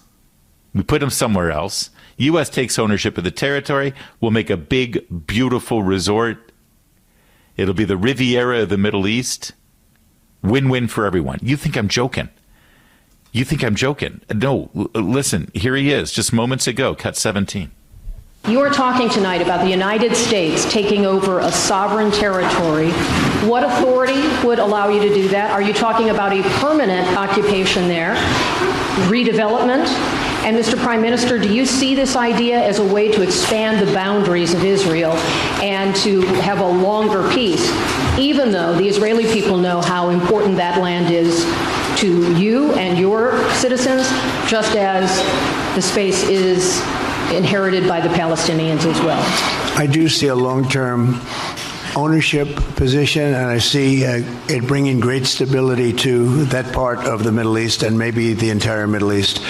And everybody I've spoken to, this was not a decision made lightly. Everybody I've spoken to loves the idea of the United States owning that piece of land, developing and creating thousands of jobs with something that will be magnificent in a really magnificent area that nobody would know. Nobody can look because all they see is death and destruction and rubble and demolished buildings falling all over. It's just a terrible sight.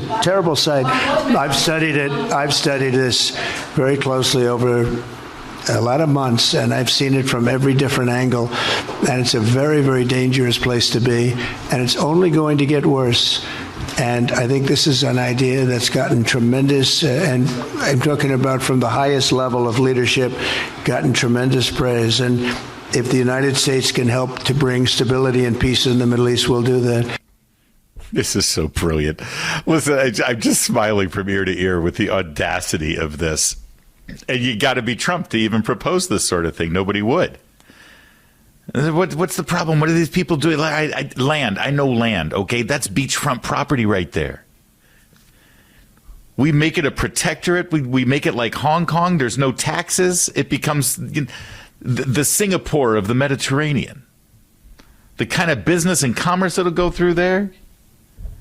Everyone gets a job. Everyone's got money. They're too busy winning, counting their money, and enjoying their life to be suicide bombers.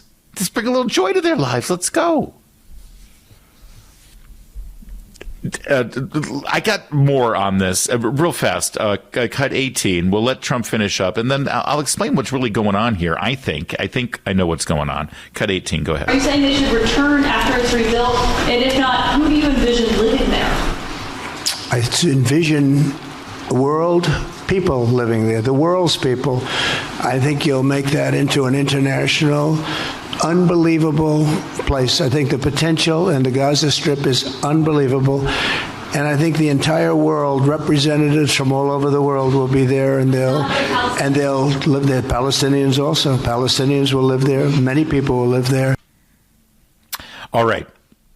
So here's what's happening. This is classic Trump changing the equation and changing the rules of the game. In fact, forget about changing the rules of the game, changing the game board itself, changing where the game is being played in the terms. So now everyone's going to be screaming about this. And then, oh, God, I cannot wait to see the Anderson Cooper, Jake Tapper meltdown over this. Or Rachel Maddow going nuts, or all of them. Let me be clear here. The same people who are going to freak out about this, about how outrageous it is, how terrible it is, what this is colonialism, this is imperialism, this is a bully trying to have his way. There's all these things. First of all, understand one thing. These are the same people who have been screaming thousands of times already in the past about Trump going out there making a what seems to be outlandish, outrageous, unprecedented statement that ends up being the starting point of a discussion or negotiation that ends up maybe not exactly where Trump first proposed it, but ends up in a place that has progressed and moved the ball in such a way that things are better and fixed than they were before. And all the people screaming or sort of left sitting on their hands saying, oh, well, let's move on to the next thing we're going to scream about. The way the tariffs played out this week is a perfect example.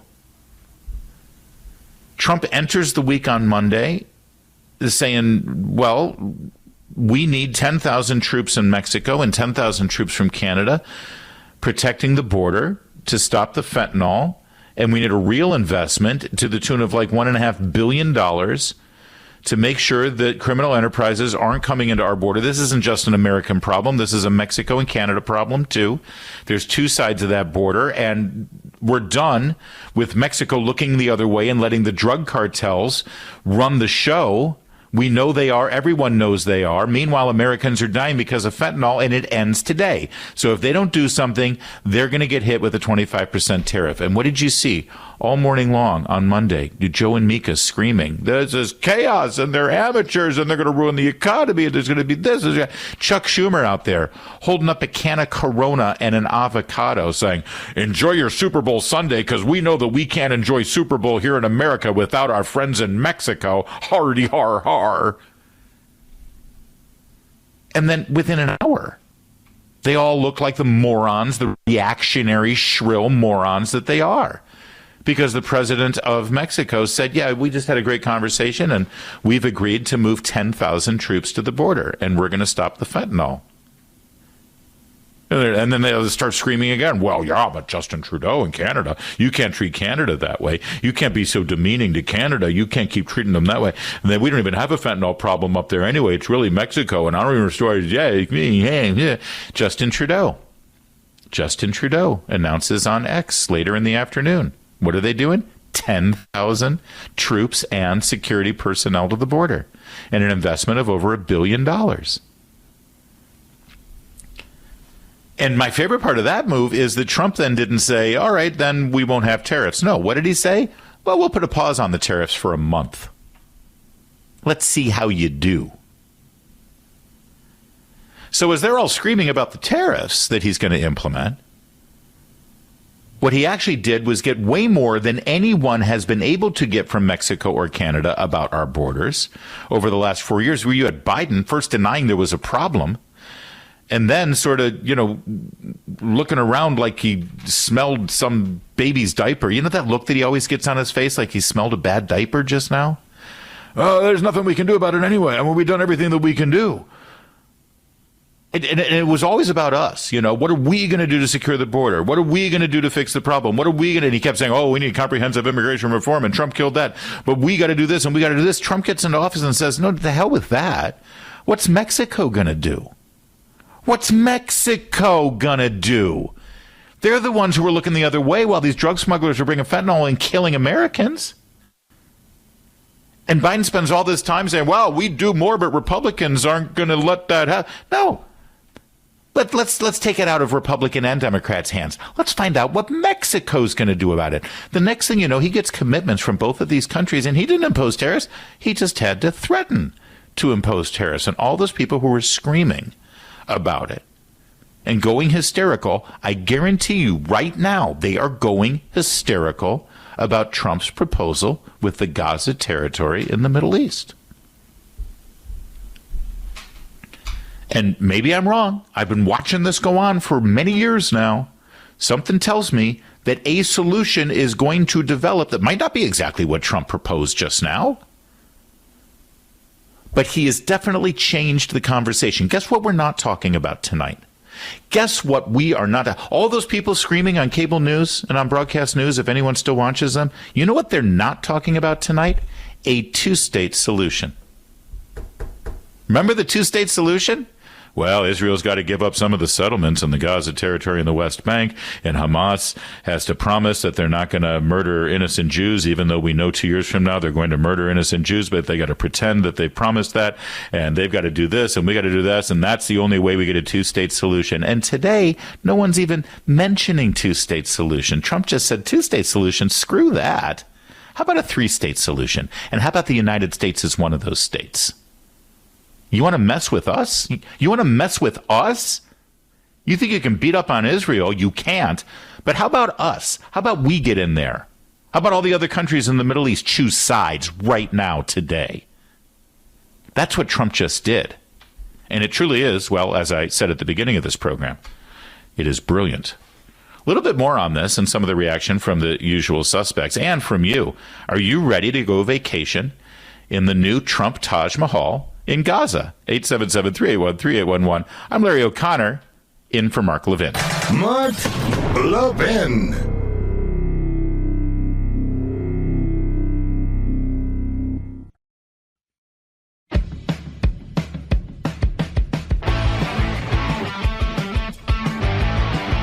The biggest debate right now that I'm seeing about the U.S. takeover of Gaza. Basically, Trump said after the war, the U.S. will take ownership of the Gaza territories. We will own it, and we will develop it. We'll relocate whoever's left. The biggest debate right now is, will the hotel and resort be called Mara Gaza or Gaza Lago? I like Gaza Lago. Mara Gaza doesn't have the same flow necessarily, but I do like Gaza Lago. Here's, again, part of what's going on here. As I said, he's changed the subject and changed the terms of the conversation. No one's even considering a two-state solution right now because he's acknowledging and demonstrating to the world a couple of things here. Number one, a two-state solution is not going to work.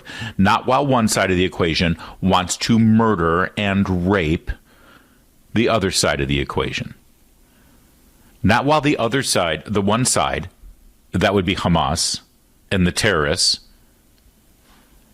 not while that side continues to put in their charter and constitution of their so-called government there in Gaza the end goal to annihilate their neighbor. That's not a two-state solution. That's a suicide pact. Israel knows that. Donald Trump knows that. Everyone else who's been pretending this statesmanship, it doesn't change anything. Nothing has changed. It never will change. Okay, so what changes things? Get the hell out of there. Let's do something else. He's demonstrating that as long as we continue down this path, nothing will ever get fixed. And Trump is in a very fix-it mood these days. We got a problem. Here's a solution. Let's fix it. Enough of the whining. Enough of the drama. Enough of wasting our time and money and people's lives. Let's fix it. He is demonstrating to the world that it will never be fixed if the same players are in the same place doing the same thing. All right? Number one. Number two, think about this for a minute. Think about it. When you heard this, when you heard me tell you that this is what Trump proposed, when you heard Trump say it, when he said, yeah, the U.S. is going to take ownership of Gaza and we're going to build a big, beautiful area there, what was the first thing that came to mind? You know, I've been joking about, you know, Gaza Lago, right? And a Trump golf course and a Trump Tower and Trump Taj Mahal and a beachside resort and a spa and cruise ships stopping there. And you saw all that in your mind, didn't you? You didn't hesitate. You didn't for a moment think that it couldn't be done. You didn't for an instant not recognize immediately that American brainpower, American investment, American spirit, American security in that area could transform what is right now a hellhole. And trust me, it was a hellhole before the Israeli bombs started dropping in retaliation to October 7th. It has been a hellhole. You knew that getting America in that space, a functioning democratic republic working overseas like we used to in the heydays of our nation before we started to apologize for spreading democracy around the world, that a functioning United States of America could actually build a beautiful, beautiful Gaza territory. You knew it. You saw it in your head. You didn't for a moment doubt it. You know that we can do that. Why? If we can do that, why hasn't it been done already? The Gazans have had autonomy. They've gotten tons of American aid. They've gotten tons of European aid. They've gotten money from the UN. The Gazans elected Hamas to be their government and leadership, 15 years ago? So why haven't they turned it into a beautiful beach resort? Why don't they have cruise ships stopping there? Why don't they have a fantastic, developed, functioning society? And why could we do it just like that? You know the answer. And Trump just communicated it to the whole world. And it does. It changes the entire conversation. And it's about time the conversation got changed. Will this be the solution? 877-381-3811. It's Larry O'Connor in for the great one, Mark Levin.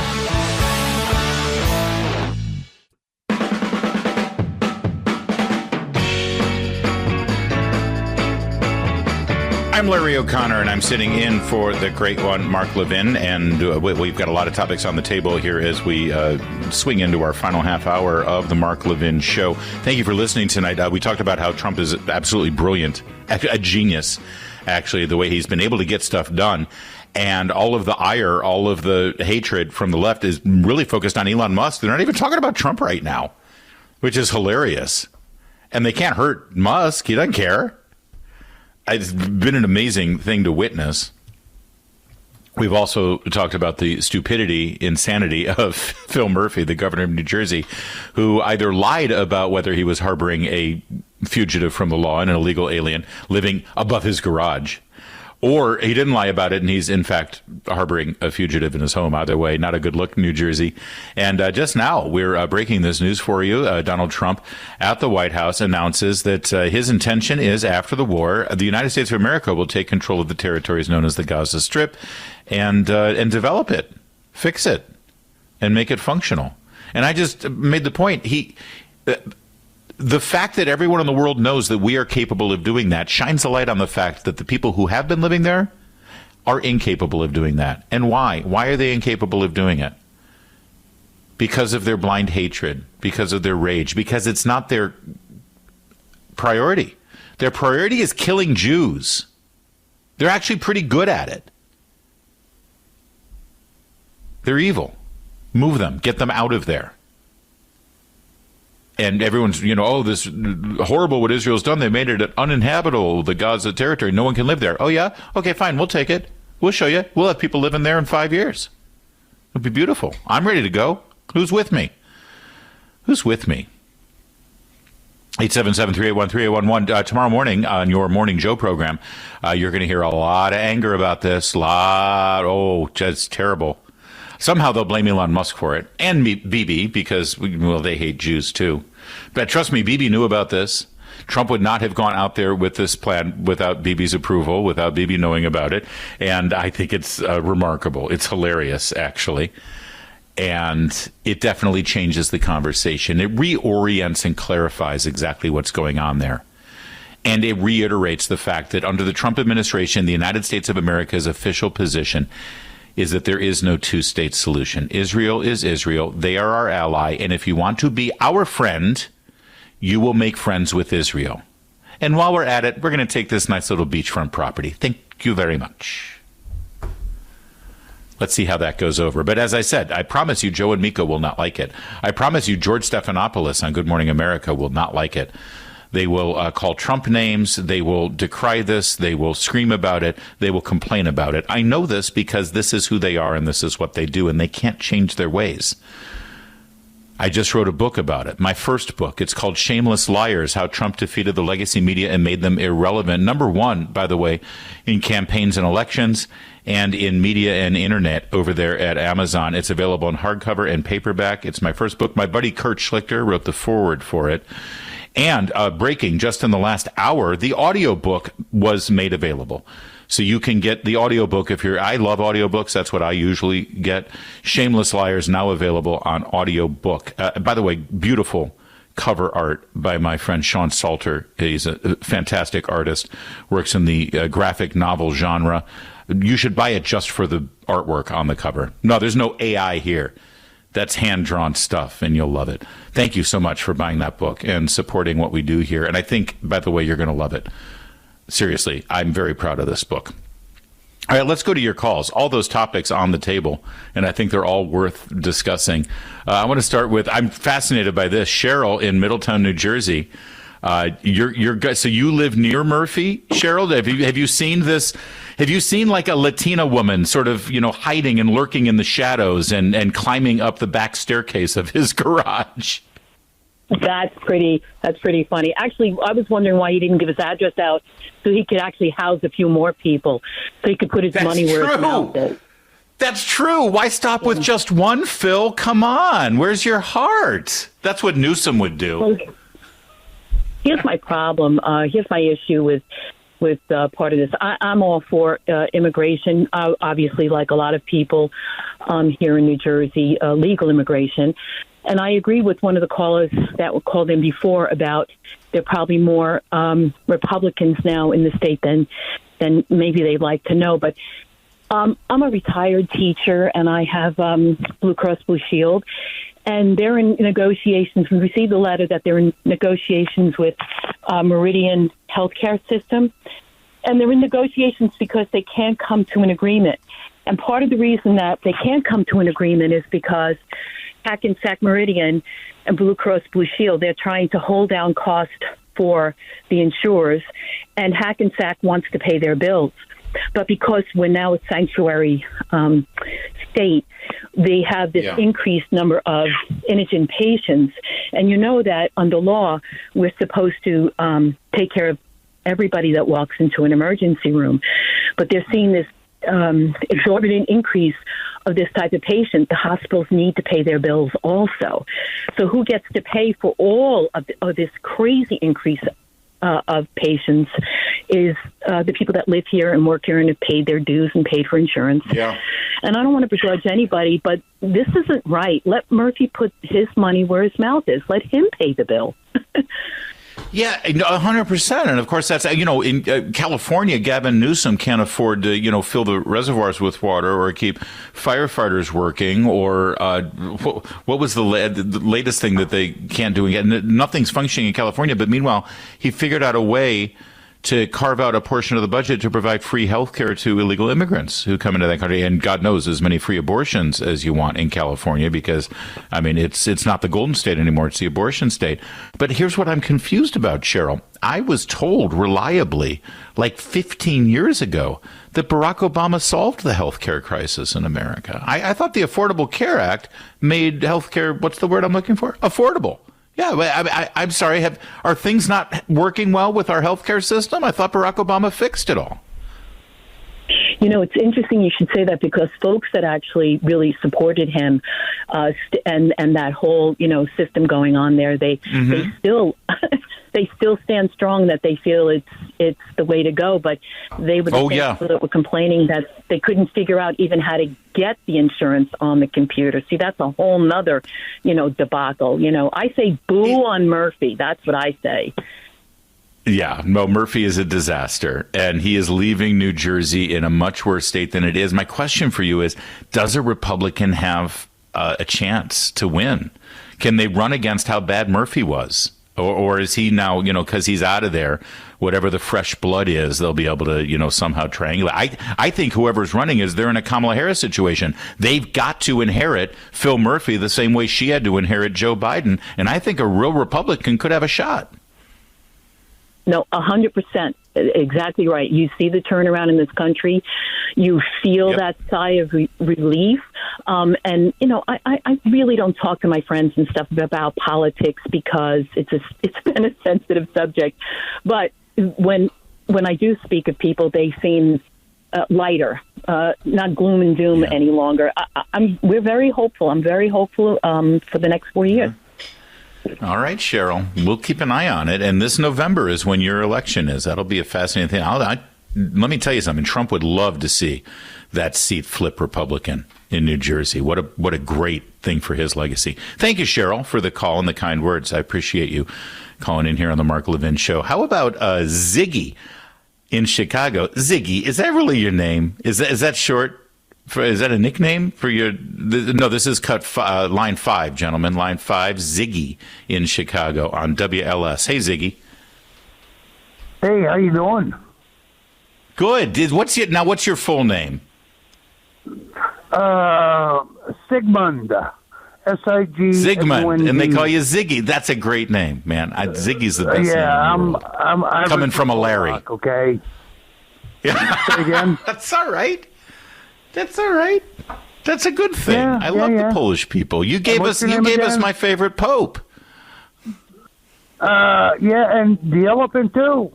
Brookfield Zoo. Ziggy the elephant. Remember that? All right, what's on your mind tonight there in WLS country? My family fought and died for the preservation of this country. My family fought and shed blood. Yeah. Ziggy? Ziggy, I thank your family for their... Are you still there, buddy? Sigmund. S-I-G-M-U-N-D. Listen, Ziggy, we got a delay or something going on. I appreciate the call, and I very much appreciate your family's sacrifice for our nation. I'm sorry that we couldn't make the call work here. I know that you were getting emotional and you wanted to make a specific point there, and hopefully you'll get another chance there. All right. I'm sorry about that. How about Catherine in Vancouver, Washington, in the great Northwest? Catherine, how are you, ma'am? Thanks for joining us on the Mark Levin Show. Yes, hello. Hello. Oh, yeah, hi. My name's Eva, and I just want to call, and this is Larry. At any rate, it is. Yeah, I'm sorry. You know what? I think the call got flipped. You were going to be Catherine, but that's fine. Go ahead. Where are you from? Yeah, I'm from Vancouver, Washington. Listen, the bottom line is this, is that Rush Limbaugh said, talent on loan from God. And I think that President Donald Trump and Elon Musk are talent on loan from God. And they're the best pairings of president and the world's foremost inventor since Washington and Benjamin Franklin, in my opinion. And I think that emphasize. I think that my father, rest in peace, he was born and raised in Brooklyn, and he always told me about how much he hated the fact that the bureaucracy of the federal government overtook the country. And I think it's wonderful that we're dismantling, that Trump and Musk are dismantling this USAID stuff. Think of all the millions and millions of dollars that could be spent to help California, that it could be billions to billions of dollars. Yep. That could be helped to help North Carolina. Why are we spending correct. all of this junk to go to all of these countries for all of this nonsense? And they're outraged. They're outraged and bleeding out of their eyes for you even asking that question. Thank you, dear. That's a great point. And you know what? That brings me to the next topic I want to bring on the table. We'll do it when we get back here. This USAID thing. I can't believe that the lefties are still trying to make this a deal. Boy, they're just stepping in it. This is a losing issue for them. But let's talk about USAID. Let's talk about the reaction that we've seen from people, the language they're using. This is a coup. This is a power grab. This is... I think they forget who's actually working for who in the federal government, but we'll remind them in just a moment. My name's Larry O'Connor. This is the Mark Levin Show. Mark Levin.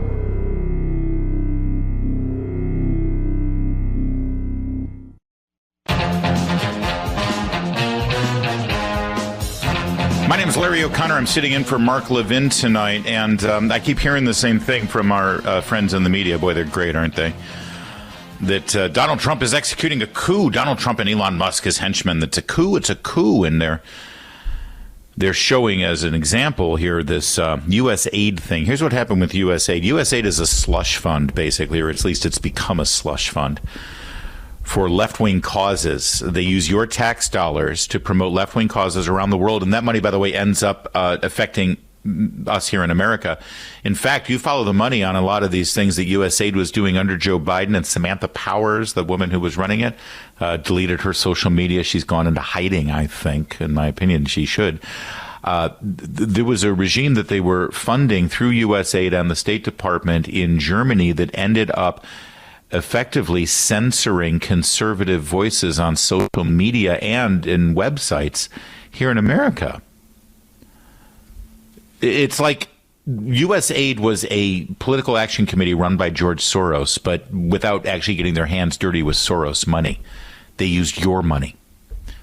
So Musk and Trump go in there and they say, all right, freeze on all this grant funding temporarily until we can figure out what it is exactly you do here, what you're funding, who authorized the funding, and who's getting the funding. Because, after all, it is our money.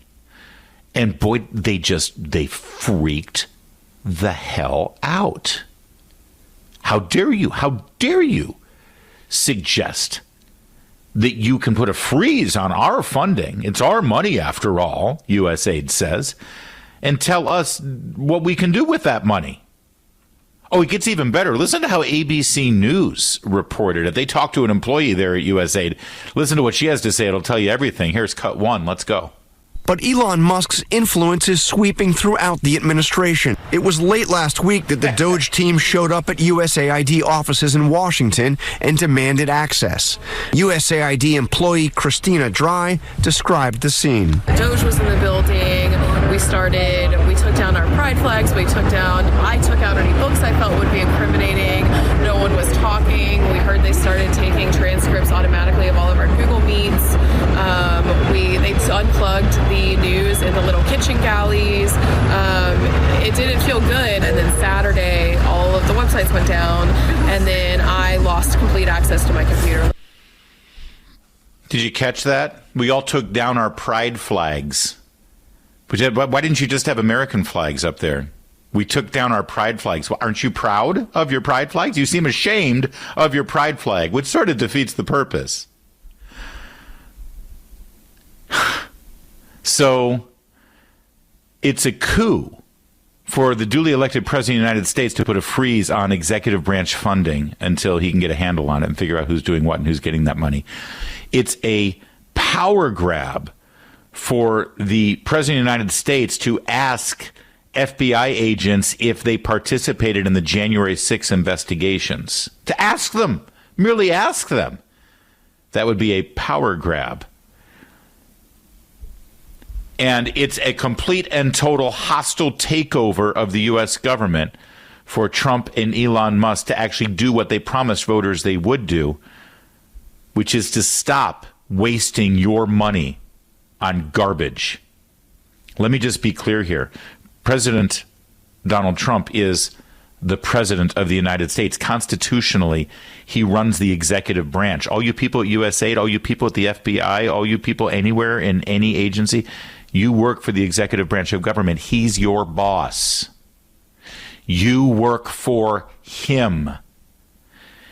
If you think you can spend this money without any oversight or authorization, you're the one guilty of the coup. The duly elected president doing what he's doing, it's called a counter coup.